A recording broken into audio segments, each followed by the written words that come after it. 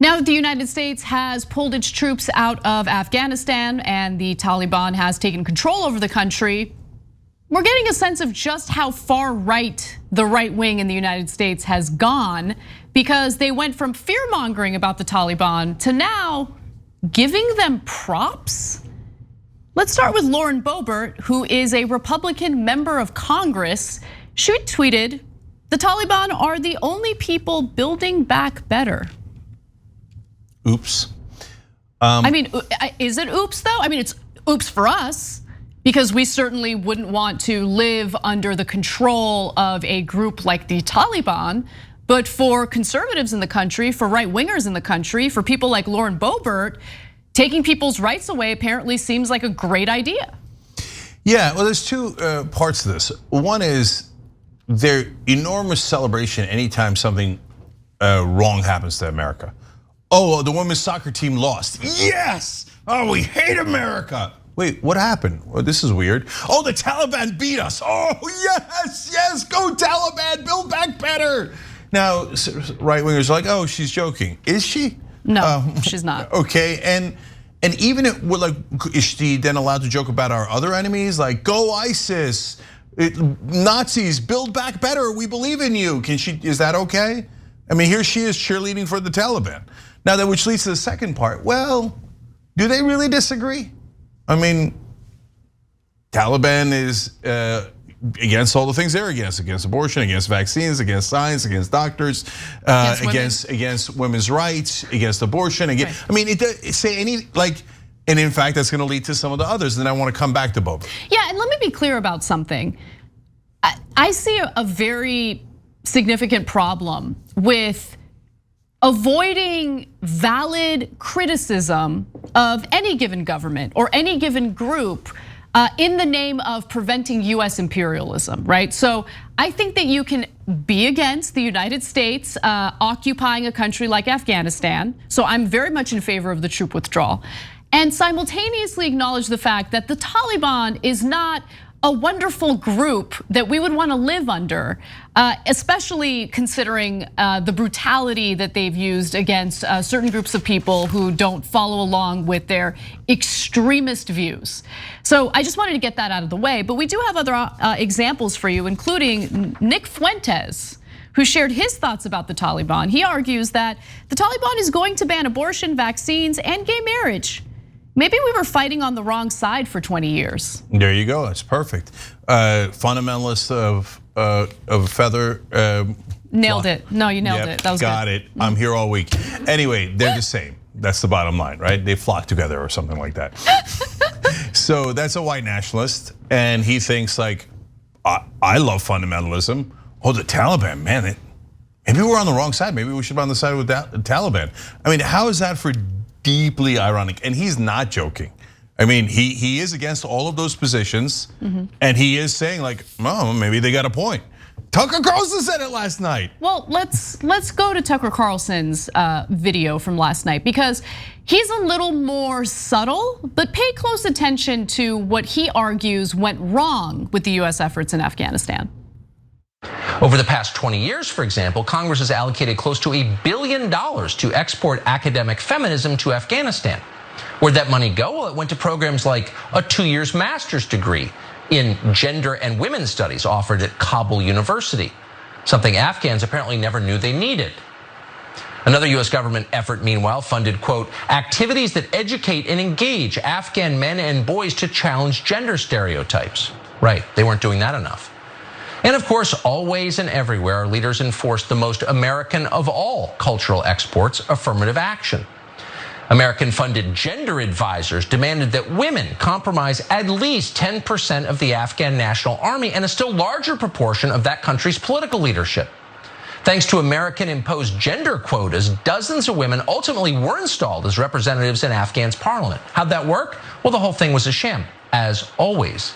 In fact, many of these new female legislators had never been to the provinces they claimed to represent. Almost nobody in Afghanistan liked any of this, by the way, and why would they? As one USAID official conceded in a classified report, quote, focusing on gender made things more unstable because it caused revolts. It caused revolts. But officials kept doing it. They kept pushing radical gender politics anyway because they could, because they were in charge of these Stone Age people they were going to educate. Why would, I mean, can you blame them for revolting against that kind of stuff? You know, anything that would call for equality in that society. Can you blame them for wanting to push back against that? So a lot of people that are decent human beings look at the situation in Afghanistan and go, well, look, obviously the military occupation didn't work. We stayed there 20 years and we got nothing. And the minute we leave, it turns out, no, the Afghan military was a joke, the government was a joke. It had no popular support, right? But our hearts break for the women there that are gonna have to suffer under Taliban rule. And Tucker Carlson comes out and goes, are they really wrong? And so now, if you thought that was subtle, at the end of that segment, he got less subtle. I'm gonna read you the quote, okay? Now it starts out similar, but this is a different one than the clip you just saw. He says, it turns out the people of Afghanistan don't actually want gender studies symposia.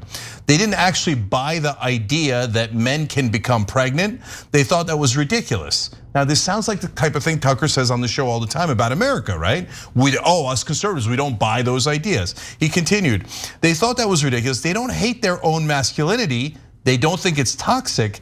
They like the patriarchy. Some of their women like it too. So now they're all getting it back. So maybe it's possible that we failed in Afghanistan because the entire neoliberal program is grotesque. Yeah, that's why we failed in Afghanistan. No, but guys, do you understand that quote? He's saying they don't like the patriarchy and us trying to tell them that, hey, don't do toxic masculinity. No, they love the patriarchy. Oh, I'm sorry, they love the patriarchy and maybe they're right and the neoliberals are grotesque. The Taliban is okay. The liberals are grotesque for saying women should have the same rights. And he says their women like it too. Then the Taliban's got this figured out. I mean, that is literally Tucker Carlson, Fox News, right-wing leaders saying, Taliban's onto something there. I mean, patriarchy for the win, right? And all of those things are things that they complain about, the right wing in this country complains about in America. And now, I mean, look, he's saying that the Taliban's masculinity is not toxic. The one where they whip women, kill women, behead women, that's not toxic? They love it, they love it. You'd have to have a problem with it to find it toxic. But the right wing in America has moved so far. I mean, look, the Overton window conversations get a little annoying. Let's just keep it, they devolved. They devolved even further than what we experienced during the Bush administration, which was pretty bad to begin with, right? During the Bush administration, it was nonstop fear mongering about the very groups that they're now applauding. The very groups that they want to model the right wing after in America.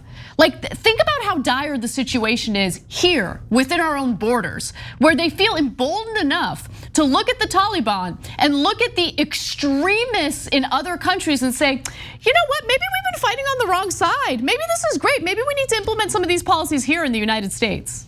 But we've always known it, Cenk. We've always known it. It's always been bubbling up right beneath the surface for the right wing in America. It was certainly true in all of the policies that they pushed for. I mean, state after state, red state after red state. Look at the types of rollbacks they've done on reproductive rights for women, which, by the way, reproductive rights for women are health rights for women. Women get to decide what they do with their own bodies should they become pregnant. And it's not up to some politician to make that decision for her. And yes, it's different from a COVID vaccine because the coronavirus pandemic has to do with a contagious virus that harms other people, okay? So anyone who tries to make that comparison, like, walk away, kick rocks. Go ahead. Yeah, and Anna, I've been calling them the American Taliban for over a decade now. And that's because we're logical and we can see the things that they're pushing for. Now, the mainstream media used to be pre-Trump, were their biggest offenders. Oh, we're so offended that these radical left-wingers called our beloved Tucker Carlson and beloved Fox News. Remember, they were all trying to get jobs with Fox News, the CNN and MSNBC guys before Trump. They would always kiss Fox News's ass, calling them the American Taliban. That is outrageous. That is inappropriate language. Is it outrageous? Now they're cheerleading for the Taliban. And so, I mean, Irene makes a good point. She's one of our members. We do the show with you guys.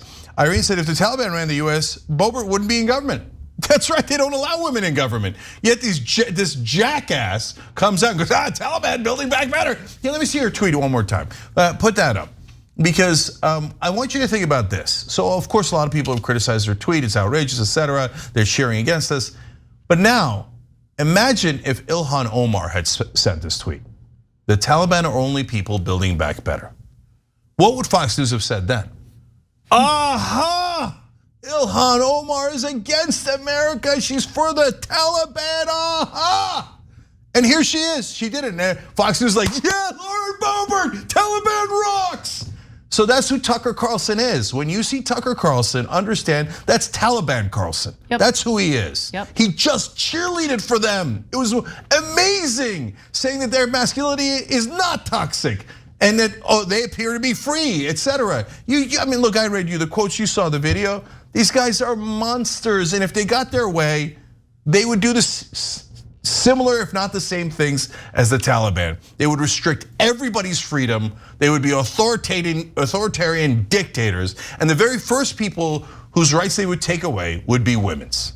We did not spend nearly $2 trillion, by the way, not 1 trillion. Recent estimates indicated that we spent $2 trillion on the war in Afghanistan.